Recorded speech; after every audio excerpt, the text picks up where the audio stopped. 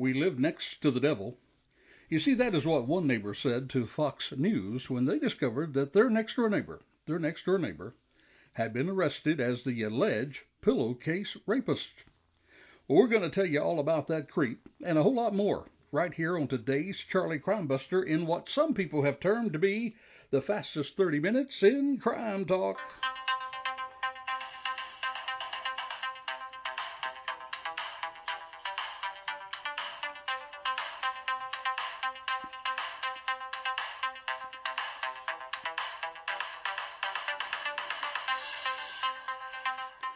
Well, welcome to the Charlie Crime Buster Show. We're glad to have you. I'm Charlie Crime Buster, and we welcome you to our podcast. Great thing about a podcast, you can listen to it at your own leisure. We sure hope you're a subscriber. And if you're a new listener, then tell others about the podcast. We try to give you tips every week to keep you and your family safer. You can subscribe on iTunes or a number of other social platforms that are out there.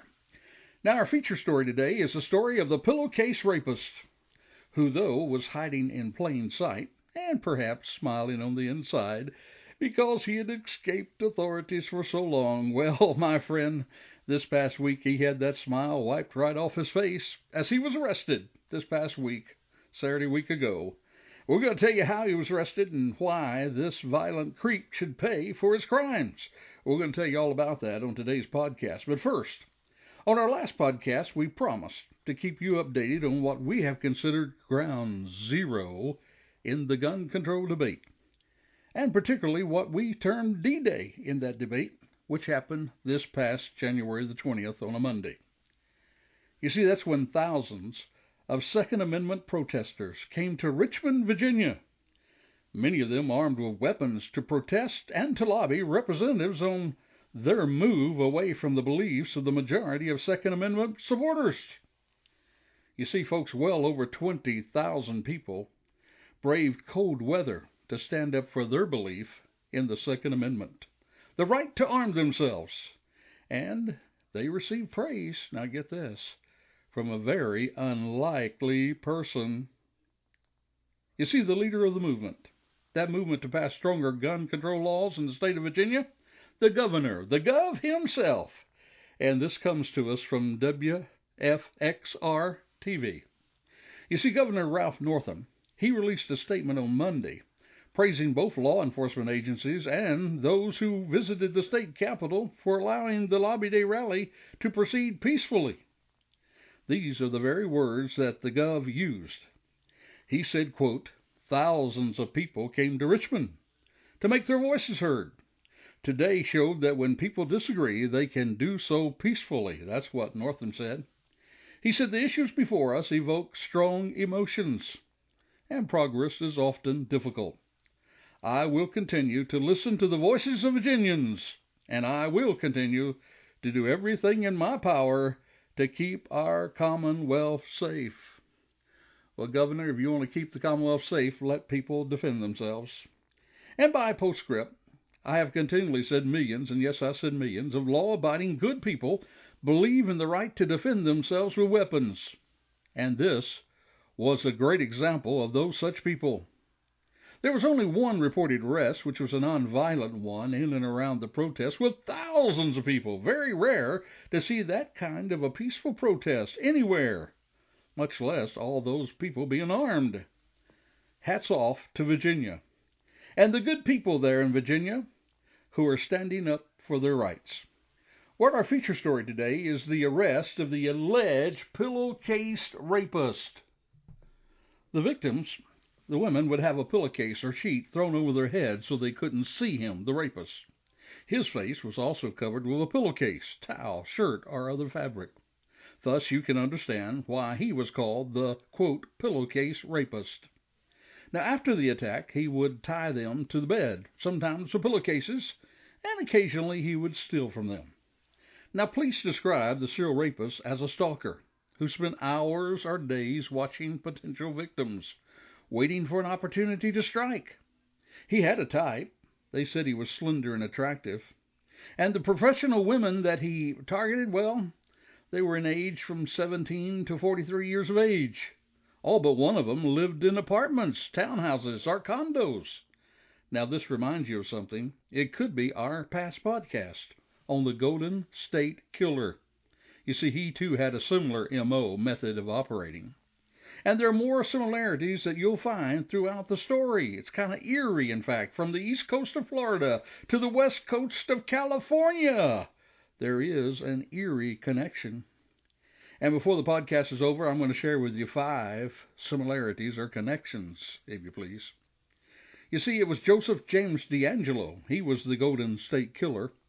He was a serial killer, a serial rapist, and a burglar who committed at least 13 murders, more than 50 rapes, and over 100 break-ins in California from 1974 to 1986. He was believed to be responsible for at least 3 crime sprees throughout California, and each one of these spawned a different nickname in the press before it became evident that they were all committed by the same person. You see, in the Sacramento area, he was known as the East Area Rapist. He was later known in Southern California as the original Night Stalker. And he, just as the Pillow Case Rapist, had eluded authorities for decades as well. And then on April the 24th, 2018, the Sacramento County Sheriff's Office, they arrested Joseph James D'Angelo, a former police officer in California. He was charged with 8 counts of first-degree murder with special circumstances. And on May the 10th, the Santa Barbara County District Attorney's Office charged D'Angelo with 4 additional counts of first-degree murder. And then, of course, on the 18th of January, just past Saturday a week ago, Robert Eugene Kohler was arrested in Palm Bay, Florida. That was after new DNA analysis allegedly tied him to a rape in Miami back in December of 1983. The Judicial Circuit Court documents show that DNA was also matched samples from a number of cases between 1981 and 1986 that was left by a suspect who became known as the Pillow Case Rapist. You see, this rapist, in the past 30 years, though, he was on the run and in the wind, and he had started a large-scale manhunt that lasted for more than 5 years. Now, during that time, police received hundreds of tips. They investigated thousands of leads. The Pillow Case Rapist, quickly he became one of South Florida's most terrifying and wanted criminals. Now, it has been estimated that he raped between 40 and 45 women. But police, they've always believed that there were a lot more victims who never came forward. Police created flyers, even a bus. They used high-tech software to help comb through thousands of leads. But one day, the attacks just stopped. The Pillow Case Rapist vanished, and the case grew cold, just as it did in the case of the Golden State Killer in California. You see, his last victim was in 1986. Now, if you want to see why he, the Golden State Killer, stopped, you can listen again, or maybe the first time, to our podcast. It's called The Golden State Killer. You can go to charliecrimebuster.com.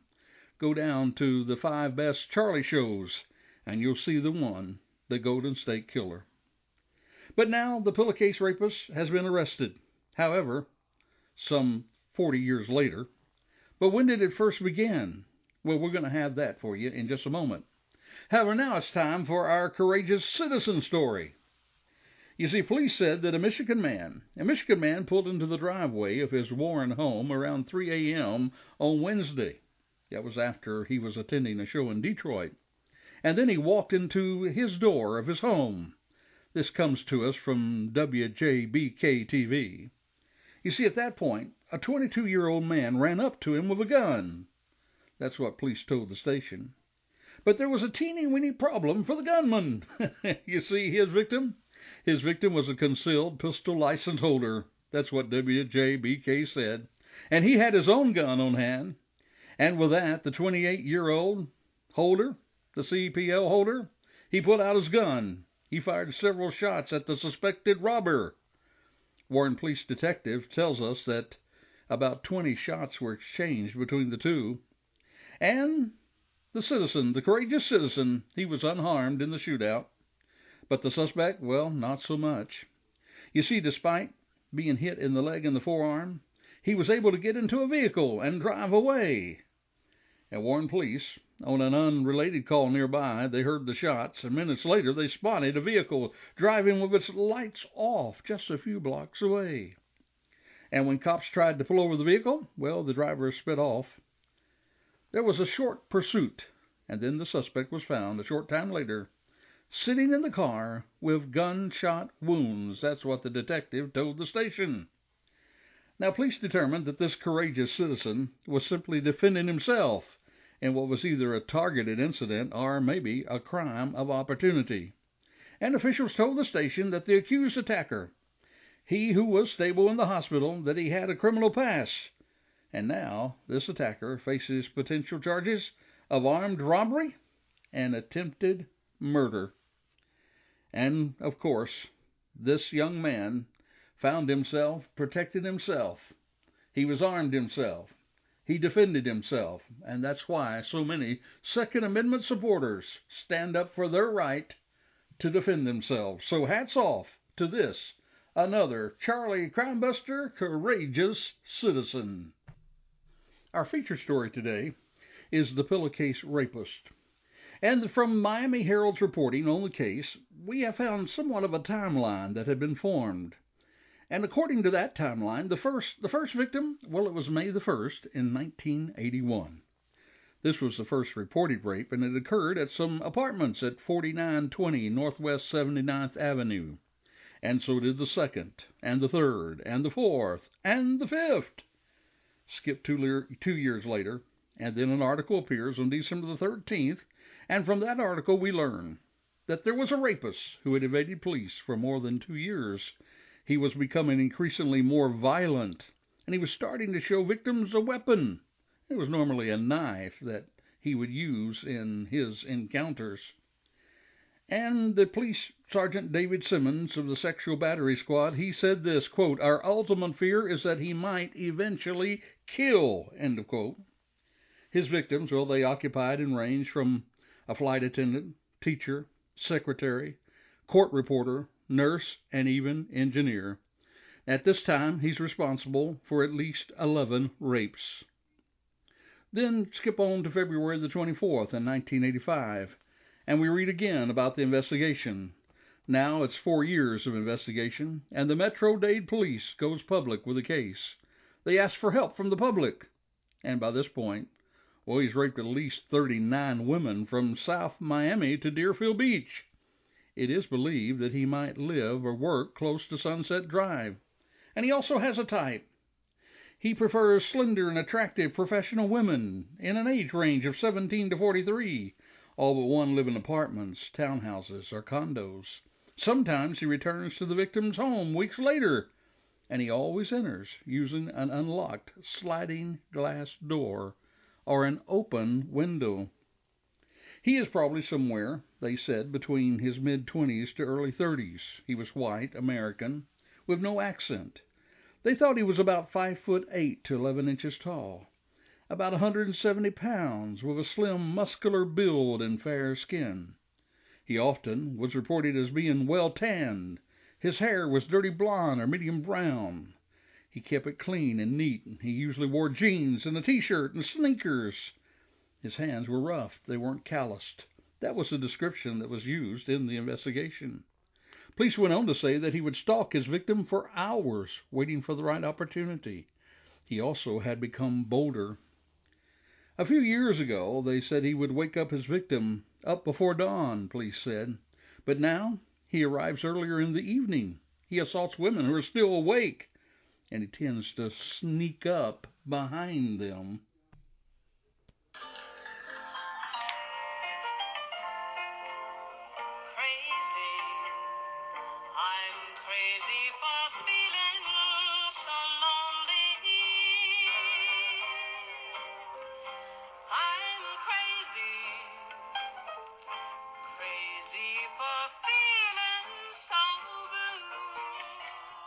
All right, there's that crazy music, and that means it's time for Charlie Crimebuster's Crazy Crook of the Week.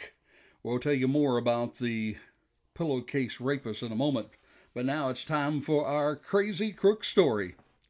Well, we've just gotten through the holidays, and holidays is usually a time to reconnect with old friends. But breaking into a jail, well, it just might not be the best way to do that. Authorities in Indian River County in Florida, well, they arrested a man Monday night after he allegedly, now get this, tried to break into the county jail. They tried to break into the county jail by ramming his car into the front door and then trying to climb a fence. The suspect was 24-year-old Patrick Rampey. He was arrested when he got tangled in the fence's razor wire. That was according to WFTV.com. Well, Patrick, he was taken into custody and he was treated with minor injuries. Police said that he told them that he was high on a synthetic drug that he had just taken, and he just wanted to visit friends who were in jail. That was according to WPBF-TV. Well, the Sheriff's Department, they estimate the damage to their door to be about $5,000, and even if he had managed to climb the fence, well, he would have had to scale another fence and then get through a locked door at the building where his friends were housed. That's what TCPalm.com reports. And so here you have another crazy crook, a crazy crook that was so crazy that he decided to try to break into jail to see his friends rather than break out of jail, as most people try. Well, our feature story is nothing to laugh about, though. It's the Pillow Case Rapist, and now we pick up on the manhunt. It's February of 1985. Police now say they've received over 400 tips through the 24-hour hotline number that they created for the case. And the manhunt, well, it made it onto NBC News nationally, and some of the tips are promising. One of them from a woman who never even reported her assault. Now, if police determine that her assault is connected to the pillowcase rapist, well then, that would bring the total of number of victims to 40. Now, the rapist is also becoming more violent with his victims. One was nearly strangled, choked into unconsciousness, according to police. And just like that Golden Gate Killer we told you about, he's escalating in violence now. And then in April the same year, well, a couple, well, they may have seen the face of the pillowcase rapist. A 24-year-old woman, she was napping on her sofa in her apartment near the Dadeland Mall when a man opened the unlocked sliding door, grabbed her by the back of her hair, and forced her into the bedroom. As they passed a lighted bathroom, she was able to still glance at his face. You see, at that time, his face was not covered. Well, her attacker, he forced her onto the bed. He was trying to remove her clothing, and then her husband had just returned home. He walked in, and he saw him. He punched the man very hard on the left side of his face, and he chased him out. The intended victim and her husband say they did get a good look at his face. They said he looked like the All-American Boy. That's what police reported. Now, police said the attacker shared some similarities with the pillowcase rapist, but they couldn't confirm it was the same man. And we're going to go back to that timeline in a moment. But now, it's time for our cybercrime tip. We always try to share with you a cybercrime tip from time to time. And there's been a large rise now in cyber criminals using a particular technique to trick workers. Now get this, trick workers into unwittingly installing malware. And then by that they would transfer money, or they would hand over their login credentials. You see, now in conversation hijacking attacks, it's a little different. You see, hackers will infiltrate real business email threads. And they'll do that by exploiting previously compromised credentials, perhaps even purchase them on the dark web. They'll steal them, and they access or maybe they even get them through a brutal force attack. Then they will insert themselves into the conversation in the disguise of just being one of the group. You see, the idea is that by using a real identity and by mimicking the language that person uses, well, then the attack will be viewed as coming from a trusted colleague, and it's much more likely to be successful. Now, last week, a friend on LinkedIn sent me a proposal for security services. This is my post note. However, I, your Charlie Crime Buster host, I felt something wasn't quite right. I did not open the link, but rather I reached out to this friend, and confirmed that his account had indeed been hacked. So, my friend, the whole idea here of cybercrime is to be careful. Be careful. You see, last week on our cyber news, we requested be careful what you post, and so we encourage you to pause before you post. Today, we're going to give you a new suggestion to keep you safe from cyber criminals, and that is this: authenticate. Authenticate before you participate. Authenticate before you participate. Believe me, online, you'll be glad that you did. Now we're getting back to our Pillow Case Rapist. And just as cybercrime became a part of this podcast, so did technical help become a part of the investigation. Because in May 19th, 1985, IBM joined the manhunt for the Pillow Case Rapist. You see, now the search is computerized, making it the most sophisticated criminal investigation in Florida history. Here's what the news said about it. They sit in an operations office at a secret location, while detectives and computer experts conduct strategy sessions amid charts. They have pictures and maps and photographs of neighborhoods prowled by the elusive rapist. Now the police have received a total of 573 tips on the 24-hour hotline. Nearly 200 more tips through regular telephone lines from tipsters who just couldn't get through to the hotline. 162 total tips were worth investigating. Total rape victims, again 40, but police say there are more. Now the suspects were cleared that so far they included a number of people. One was an airline pilot. Another one was a Florida Power and Light and Southern Bell employees, roofers, mail carriers, exercise coaches who frequent certain health spas. A whole host of people had been cleared. And on September the 1st, 1985, well, hey, they thought they caught their man. But they were wrong. You see, in the midst of their search for the Pillow Case Rapist, well, they found and they arrested the AC Rapist. This was a man who posed as an air conditioning repairman in 80 and 81. He assaulted women in Kendall. His youngest victim, the AC Rapist, was 15, the oldest 26. Police said he had striking similarities to the Pillow Case Rapist. You see, he lived at the Tahoe Springs Apartments, where the Pillow Case Rapist assaulted his first 5 victims in 81. His brother lived in the South Miami apartment house, where again the Pillow Case Rapist struck. He also stalked women in apartments across South Florida, sometimes in the same complexes of the Pillow Case Rapist. He also had type O blood, but, now get this, he did not have that rare subgrouping of the Pillow Case Rapist, a rare subgrouping of the Pillow Case Rapist.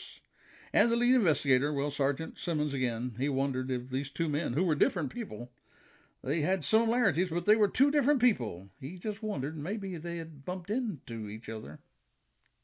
And then, in September 29th, in 1985, again, they thought they may have their own man, the Pillow Case Rapist, because there was a false confession. And from all people, it was a policeman, an ex-policeman, that is, Pedro Gonzalez, an ex-Miami policeman who was jailed on first-degree murder for brutally killing his girlfriend. Well, he confessed to police that he said he was the Pillow Case Rapist. You see, Gonzalez had also confessed his identity to a co-worker and his girlfriend, who then became terrified and told her friend, but no one ever reported it to the police at that time. You see, police then thought, well, we finally solved the case. He fit the Pillow Case Rapist physical description, and he was telling them his motive for the crimes. For 5 days, this ex-policeman, well, he strung police along. Then the blood results came in, and Gonzalez again had type O blood, but he did not have that rare subgrouping, characteristic that was found in only 1% of the population. And so, my friend, the Pillow Case Rapist, he was still on the run. Now he's assaulted at least 43 victims since 1981, according to police. And then, on February the 16th, 1986, well, one of the Pillow Case Rapists, they finally saw his face. You see, it happened on February the 11th, 1986 at 12:45 a.m. The 36-year-old woman convinced him, the pillowcase rapist, she convinced him that she was, quote, blind as a bat without her glasses. Well, that was a lie. She later described him to the police. She said the rapist is a white man of American descent. His face is broad and strong-looking. He wears, or did at the time, a trimmed mustache. He is in his mid-20s to 30s. His build is medium and athletic. His skin is fair. He's often suntanned. He has acne on his upper back, and his hair is short to medium length, thick, brown, and wavy. The 36-year-old woman was his 44th known rape victim. 4 other women, well, they had previously escaped attempts. And then, my friend, on February the 17th, they received dozens of new tips on a man that resembled it. And on March the 10th, they announced that they would be unveiling, now get this, a life-size bust of the pillowcase rapist. They said they were going to do that later in the week, because Tony Lopez, a well-known artist, was commissioned by the police to create a bust of this rapist that people feared. Flyers of the man's face would also be distributed to all customers in Winn-Dixie supermarkets and public supermarkets in the Dade and Broward County, and they are posted in storefronts, shopping centers, and malls. Then on March the 16th, well, finally here it comes. The Pillowcase Rapist Task Force is created. Now they have a task force looking for him. It is compiled of 20 full-time detectives exclusively working on the case. That was March the 16th in 1986. And then 1 year later, April the 3rd, 87, well, the Pillowcase Rapist Task Force disbands. Disbands a year after its creation. And the rapist, well, he's not struck again since February the 11th, 1986. You see, after more than 5 years of checking thousands of leads, overnight stakeouts, sophisticated computer searches, and high-tech lab examinations, well, the Pillowcase Rapist got away. Now, the bust, created with the help of the victim who got a good look at his face, though detectives can't say for sure if it really does tell us the man that's responsible for the majority of rapes, it did lead to thousands of new tips from people. They thought they recognized him, but there were no more attacks after that. That's, again, what Sergeant David Simmons said. He said it'd be interesting one day if we find out just how close we got after we commissioned the bust. And now finally, after all those years, January the 19th, 2020, Saturday a week ago, 60-year-old Robert Eugene Kohler, a registered sex offender from Palm Bay, he's arrested, and law enforcement officials believe he is the Pillowcase Rapist who got away nearly 40 years ago. He is a 60-year-old jailed sex offender whose DNA has been matched to at least 25 rape victims, and whose home contains safes full of trinkets from numerous victims, including a metal nail file that he may have used to silence them during his attacks. That's what prosecutors said on Thursday. You see, they said that they were confident that a number of cases will be prosecuted against Kohler, bringing his reign to an end. And again, the state attorney, she says this, quote, unquote, this offender will never, ever be free again. Now, the state prosecutor said the break in the case came after, get this, Kohler's son, Robert Kohler, 29, he was arrested in September and charged with attempted burglary, domestic violence, and he was charged there in Melbourne, Florida. And because the charge was a felony, well, the younger Kohler DNA, well, they took it. It was taken and entered into the national database. And then it turned up. It turned up a hit to a 1983 rape case in Miami. But yet now we all know that Kohler's son, well, at that time, he had not yet even been thought of in 1983, let alone born. So then the investigators turned to members of his family and eventually to his father, who lived in Miami during the early 80s. Investigators decided that they would keep a close watch on the elder Kohler in Brevard County. Eventually, they tailed him to a grocery store. And when he finished shopping, well, they collected evidence from a grocery cart he touched and a door handle that he touched. That initial DNA match was enough to establish probable cause to arrest Kohler. That was on Saturday at his home in Palm Bay, but it was not enough to conclude 100% accuracy to the 1983 rape. Then once Kohler was removed from Brevard County Jail to Miami on Wednesday, well, a judge issued a search warrant to collect DNA from him through a mouth swab. That DNA was analyzed, and it produced 100% match to the 1983 case, as well as 25 other women who said they were raped by the Pillow Case Rapist in the 1980s. So here we see, finally, he's caught. He's caught, ladies and gentlemen, and now he will be brought to justice. Earlier in the program, I said I would tell you about how this would actually show similarities to the Golden State Killer, who was also known as the East Side Rapist. Let me give you 4 of them real quick. 1, both were caught 3 decades later. It looked like the Pillow Case Killer was going to get away with his crimes. However, just like the Golden Gate Killer and the East Side Rapist, justice finally got their man. Number 2, they both had similar M.O. They both entered through sliding glass doors for the most part. You see, these doors are not very secure. They can be broken into easily. Both would tie up their victims, and sometimes they'd do it with shoelaces. And get this, both would have additional contact with their victims. Pillow Case Rapist would return to the same house. East Side Rapist would call his victims and harass them. Both had ties to law enforcement. The East Side Rapist and the Golden State Killer, well, he was a former police officer. The Pillow Case Rapist, he once told authorities that his father-in-law was a police officer. And number 4, both of them were caught by, quote, unquote, indirect DNA. East Side Rapist, quote, Golden State Killer, well, he was caught through submitting left DNA to a website. They used that to trace ancestors. And then DNA left by the Pillow Case Killer, well, it was matched to the perp's son, who was arrested on unrelated charges. And then last but not least, both these creeps are now behind bars, and that's where they'll spend the rest of their pathetic life. Justice prevails. Another bad man off the street, and some lessons for you and I to learn. Keep doors locked, folks. Shut windows and lock them. Keep your car doors locked. Be safe. Be alert.